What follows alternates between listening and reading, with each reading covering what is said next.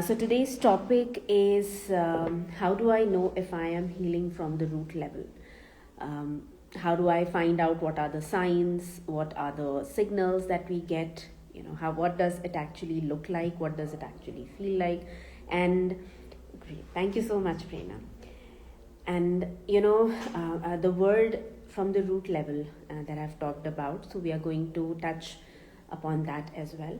But before we start talking about the signs of whether we have actually healed our emotional wounds of the childhood, any kind of wounds, mother wounds, father wounds, external wounds, any kind of wounds that got created because of the relatives, because of the teachers, because of the friends in school, or any situation that occurred to us, right? So whenever we are in those kind of situations where we are felt made to feel shame or guilt, or any kind of this dense feeling comes up, discomfort comes up, and we are rejected, we feel we are not seen, we are not heard, we are not being accepted or acknowledged for who we are, acknowledged for our existence, we have to do something to earn love.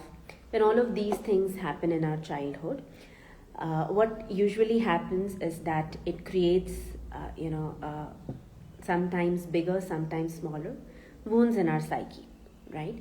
And based on those wounds, because when we are children, as we are growing up, we don't have rationality, we don't have this reasoning mind activated at that point of time, so we can't say that this is right, this is wrong. That's the first thing. And secondly, we cannot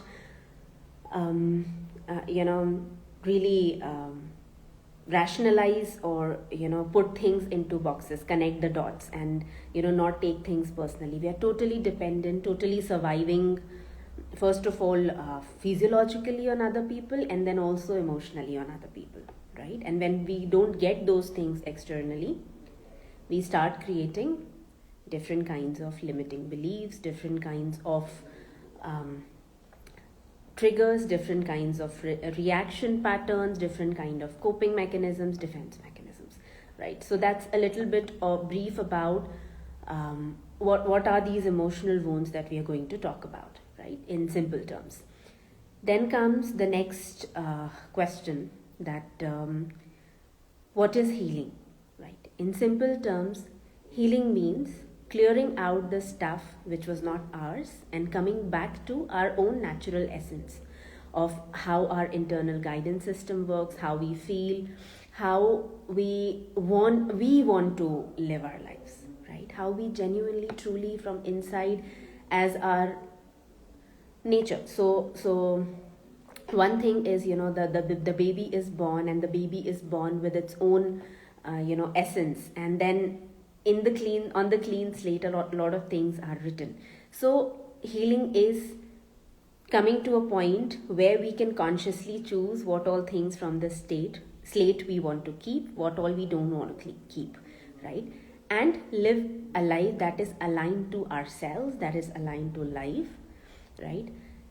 And why is it important to heal? Let's talk a little bit about that as well, because unless we heal any of these limiting beliefs or patterns that we have created from the past, deeply all of these incidences, experiences, things that have occurred to us, things that have been said to us, how we have been made feel as a child, all of these things, even if we understand things rationally that we shouldn't do this way, do that way, still those things continue to impact us unconsciously, subconsciously. What all areas? Most important area that all of these patterns or beliefs impact is relationships, right? And that's why we talk about these things so much in Anamify, and we help people look into these things, because unless it's not about us magically landing up on right relationships and all that. It would naturally happen. We want it. It's naturally supposed to happen, right? The point, but our task is that we remove the barriers, right? We empty the vessel.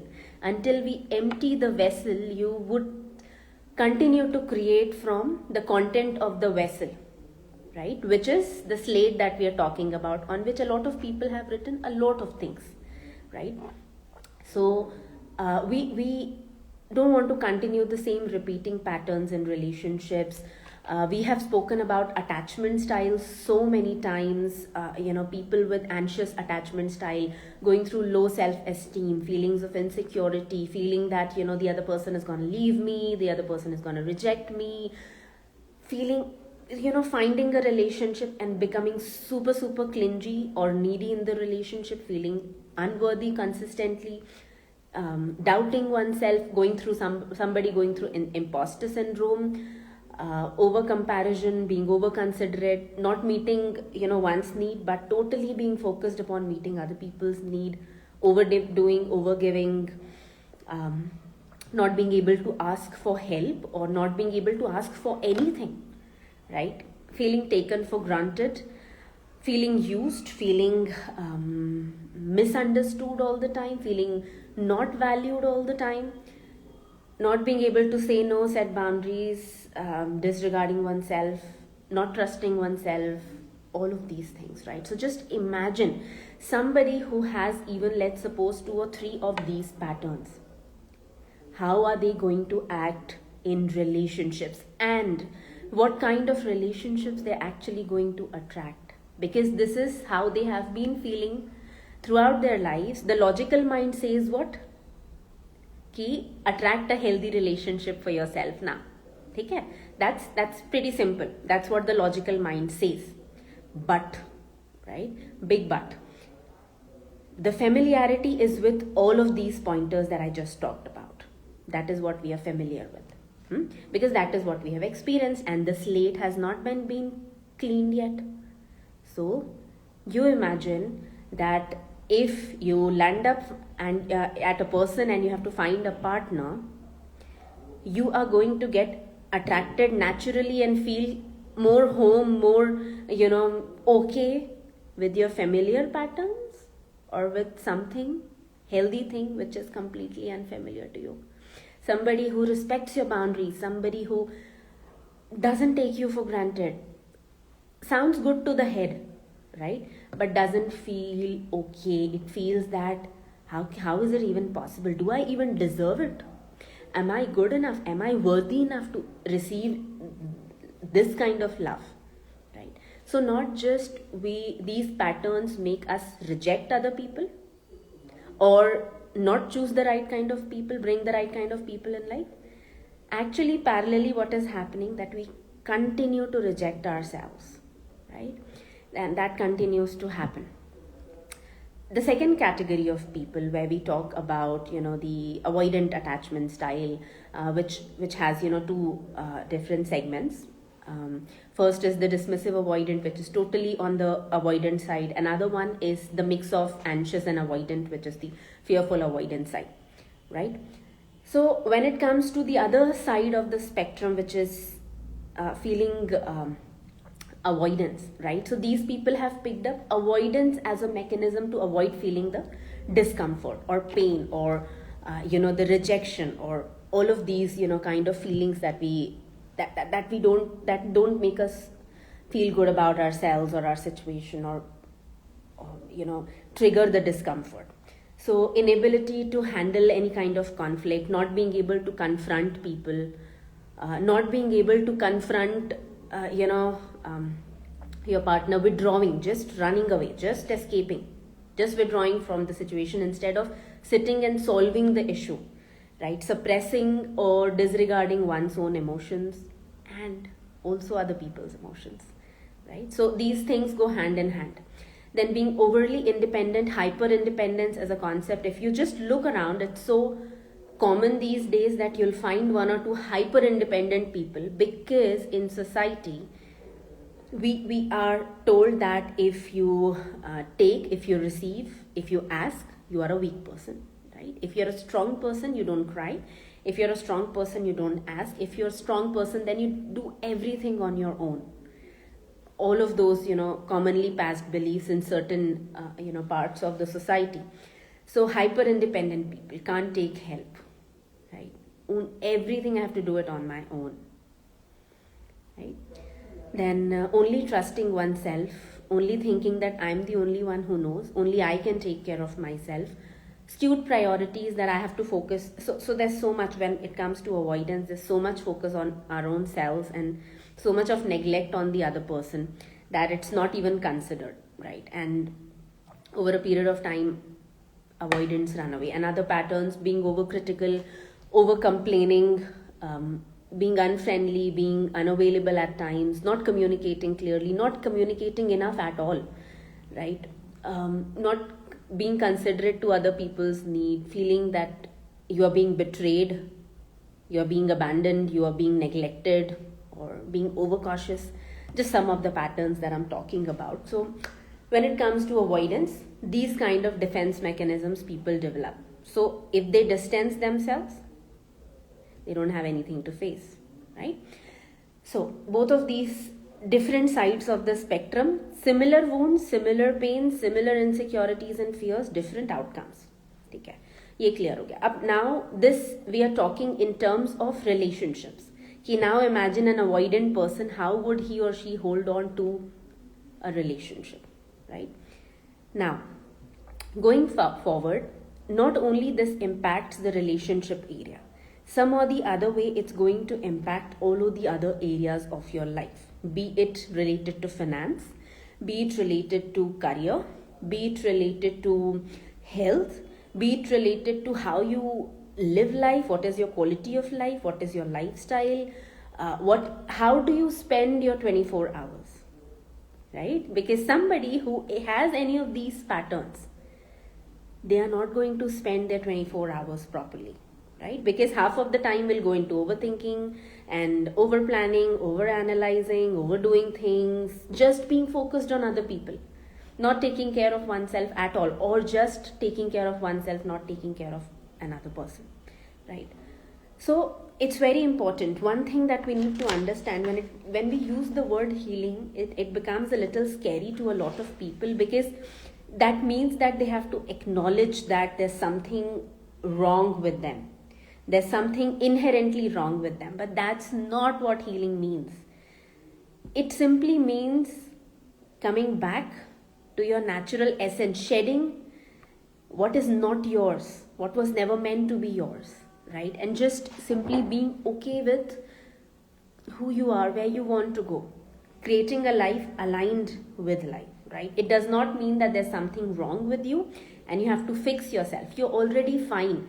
But the layers that are created above what you actually are, those layers need to be cleared out so that you can experience life the way you were meant to experience. That is the simple thing about healing. Okay. Now, so we have talked about what are these emotional wounds a little bit. We have talked about what are the kinds of emotional wounds, why is it important, what are the areas which get impacted when we have any kind of these wounds, right? It's not necessary that if you have a relationship wound, necessarily it would be spread out throughout all of your life, but it is very well possible that if you have these kind of wounds, right? So a person who has low self-esteem, there's a very good chance that person would feel that they don't deserve money, they don't deserve the kind of life they want to live, they don't deserve relationships, so somehow these beliefs could be interconnected to each other, right? So that is when it becomes super important for us that we focus upon clearing this stuff out, clearing the blocks from the way, clearing the barriers from the way. Now, when you do this process, when you clear these barriers out, so today we are not going to talk about how we do that, right? We do that by healing. Healing is the thing by which we clear out all of the defense mechanisms, unnecessary guarding, that we have done on ourselves. It's not needed, not at all, right? So when we change our beliefs, when we feel differently, when we start thinking differently, when we clear out the mind blocks, the energy blocks, the emotion, when we clear out the emotional blocks, right? Take out the charge, right? Then something starts happening, something different starts happening. We start living life differently. How does that life where we are more aligned, where we are more connected to ourselves, to life, what does that life look like, right? So I'm going to share with you guys the signs, right? 5 signs which show us what it means to heal from the root level, right? The root level. So the first sign is the recovery time. So I'm not saying that we'll never get triggered, we will never feel the uncomfortable emotions, we will never go through the same, things again. But the recovery time becomes much, much faster, right? So triggers happen. Maybe same people come in front of you, same things come in front of you, they trigger you as well. You feel angry, you feel sad, you feel shame, you feel all of those dense emotions. But you feel them, and then the time in which you come out of them actually reduces. So maybe when you start your healing work, that it takes, 4 hours for you to actually come out of a certain trigger. It becomes 3, then it becomes 2, then it becomes half an hour, then it becomes 2 minutes, right? At times you will see same situation from same person, same scenario, everything is same happening, but the way you recover becomes faster, right? So that is what happens. And you don't do this, happens not by efforts, not by force, not by masking, not by telling yourself I don't care, right? I don't know if I'm not going to feel the same way. None of those things. No excuses, no masking, no giving any kind of belief thing to yourself that I am going to believe that I'm healing. No. Actually, it naturally happens. In fact, the opposite of happens, that you become really, really good at sitting with your emotions, sitting with how you feel. In fact, you become really, really good in feeling more. You feel more of the stuff. And as the simple law goes, what you resist persists, and what you embrace dissolves. Once you start embracing, or allowing, I should rather say, the uncomfortable emotions which were on the way, once you start doing that, the charge, because reaction gives it a charge, you have taken away the reaction, you have taken out the charge, so it just slowly dissolves. Okay? So that is what happens. You become more observant of your emotions, you become more observant of your thoughts, you become more observant of what are the things happening inside you, not escaping it, not trying to change it or fix it. Very, I shouldn't feel sad, so I need to stop feeling sad. Why do you have to stop feeling sad? You are feeling sad already, so why not just sit with it? So this sitting, this observing, this processing time increases. The more the processing time becomes better, actually, the more your reactions decrease, the more your triggers don't affect you so much, the more your triggers, slowly start dissolving, the emotional charges going out, the recovery time is faster, right? So that's the first point. The second point is that you are no longer living in victim mode, right? So very classy kind of space that you create later on for yourself is living in creation, living in opportunities, living in abundance. So I'm not saying that now you were in zero and now you suddenly start good, like living in abundance and having a growth mindset and completely being positive and all that. But the thoughts that used to occur before, as consistent and as rampant and as incessantly overwhelming they were, be it of any kind of unserving negative emotions, whatever it was, right? that thing has gotten broken. So maybe you still feel that way at times, but first point, like we said, the recovery time is faster. We are able to observe things faster, so we are able to know how we feel, process things faster. Then in this point we realize he I am in control actually, right? All of these things, not necessarily we have to fix them, but it also does not mean that we have to be necessarily guided by them or governed by them, or like ignorant, unconscious autopilot mode. We don't have to live that way anymore. So the first time you start living in a way where you don't live in victim mode anymore, you're like, okay, ठीक है, कुछ अलग करते हैं, कुछ different करते हैं, कुछ और ट्राई करते हैं, है ना?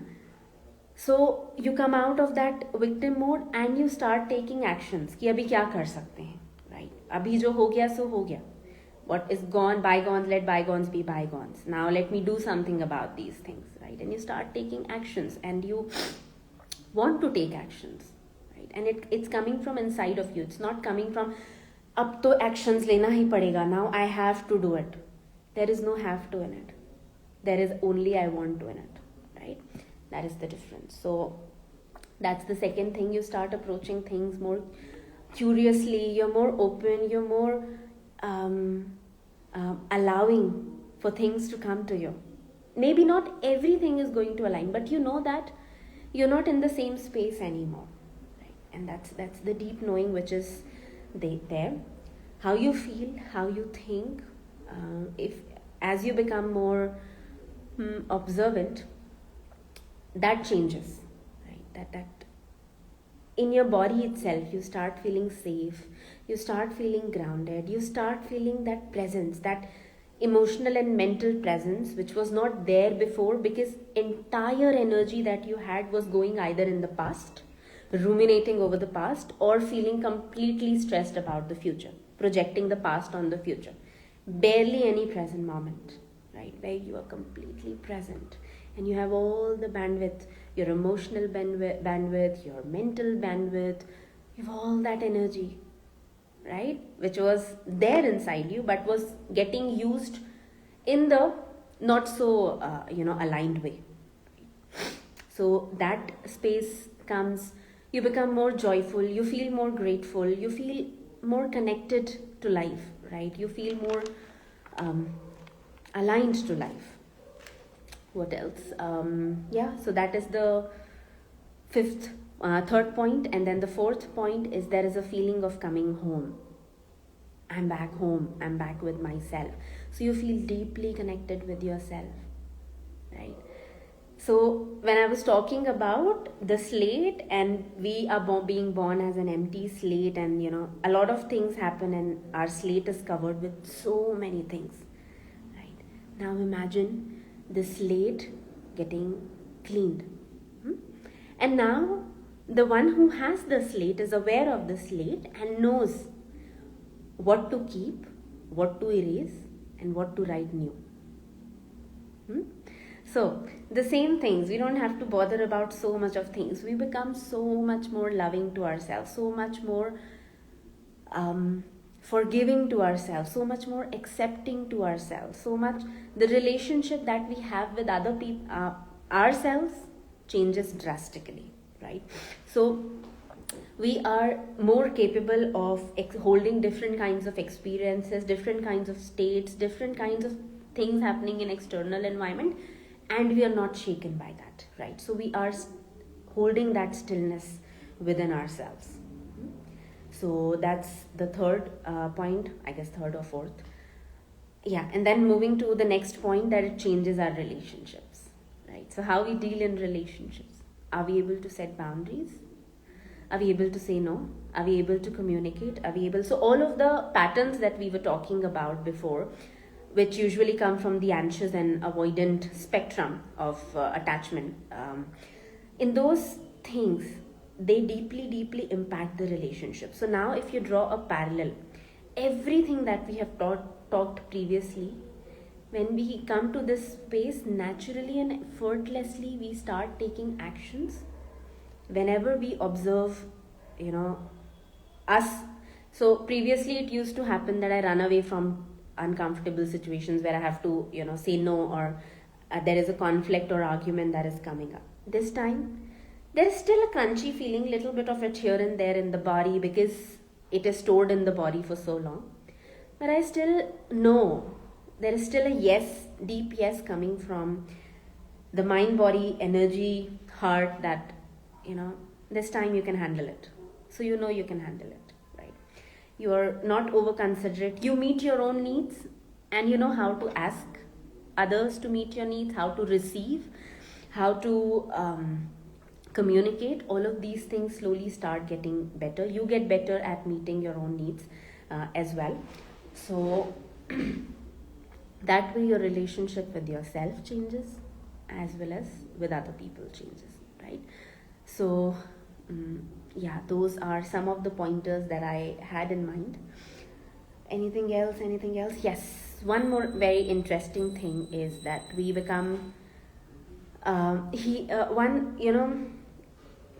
misconception that we go by is that healing is a journey of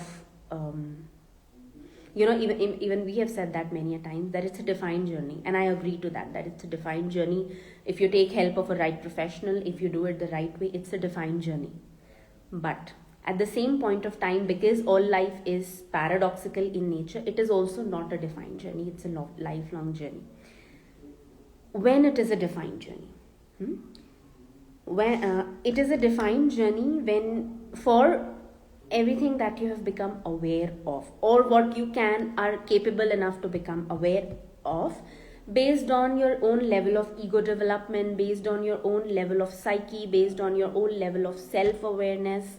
Once you become aware of things, तो जो बड़ा बड़ा वाला wounds and trauma होता है ना, like everything that is very much on the face, visible to you, right, that can be healed within a structured, defined time frame, if done properly, if done with intention, if the person facilitating and the person participating both are coming with the same intention and participating and doing it fully.